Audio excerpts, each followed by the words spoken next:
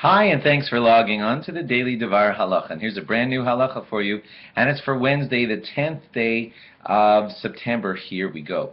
Today's halacha is about when a lady wants to have someone blow the shofar for her for the day of Rosh Hashanah. A lady who goes to shul obviously has not a whole lot of trouble with this. She just goes to shul, hears the shofar like everybody else, answers amen to the brachas in shul, and that's fine and dandy and good, and that's just the way to do it. But sometimes a lady has to be home for Rosh Hashanah for whatever reason, taking care of the kids or 100 other reasons. And if a lady has to be at home, she still wants to have the mitzvah of shofar done for her. Now, ladies officially are exempt from the mitzvah of shofar because it's a time-bound positive command, and any time-bound positive command ladies are exempt from.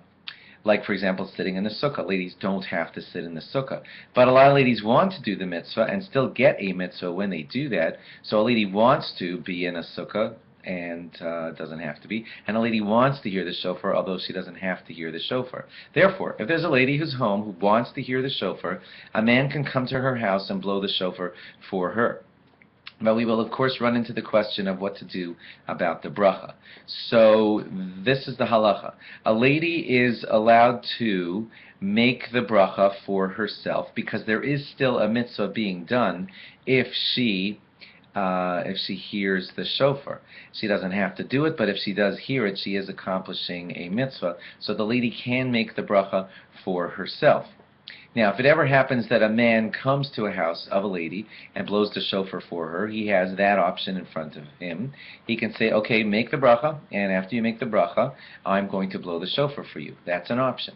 Or what the man can do, well, let me tell you what he can't do. What the man can't do is if he heard the shofar in shul and fulfilled the mitzvah already, then he can't make the bracha again for the lady, and I'll tell you why. Because usually I can make kiddush for a lady, and that's fine because I'm doing something that I'm allowed to be doing at that moment, making a bracha for my kiddush, and a lady could fulfill the mitzvah by hearing it. But if the man already fulfilled that mitzvah in shul, then he's done. He fulfilled the mitzvah, and the lady doesn't have a mitzvah, and so it wouldn't be appropriate for the man to be making the bracha for the lady. If the man wants to make the bracha for the lady, then he has this next option. Hope this isn't sounding too complicated. The next option is that what the man could do is plan to not fulfill the mitzvah when he hears it in shul. And then he could say, I'm not just fulfilling the mitzvah right now. There's a lot of shofar sounds around me, but I'm not fulfilling the mitzvah by hearing it.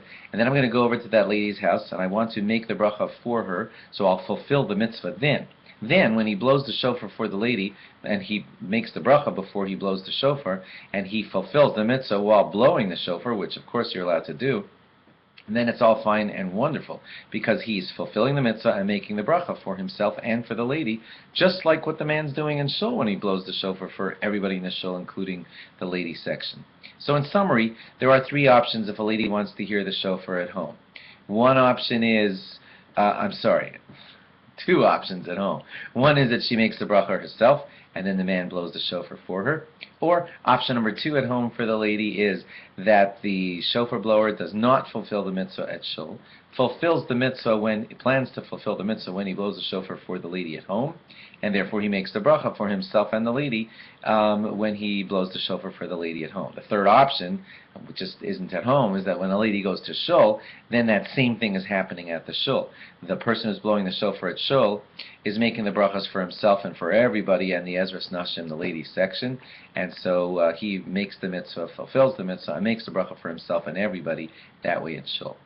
Hope I didn't make that more complicated than it is, but at least I taught you about the topic, and if you want to know more details about this, by all means, speak to your rabbi about how it should be arranged for you. Thanks for logging on. Log on again tomorrow for more. Bye-bye.